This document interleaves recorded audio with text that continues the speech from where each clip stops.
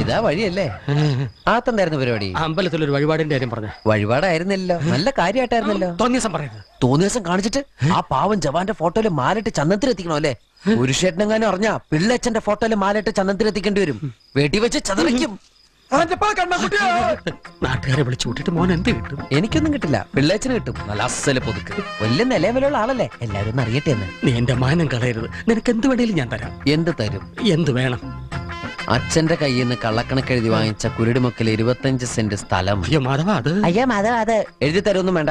അവിടെ ഇത്തവണ എനിക്ക് വിത്തറക്കണം, അതെന്റെ ഒരു മോഹ. ഞാൻ പടവല വിട്ടിരിക്കുക. ആയിക്കോട്ടെ, അത് വിറ്റ് കഴിഞ്ഞാൽ എനിക്ക് വിത്തറക്കാലോ. ഇറക്കാം. ഉറപ്പാടാം.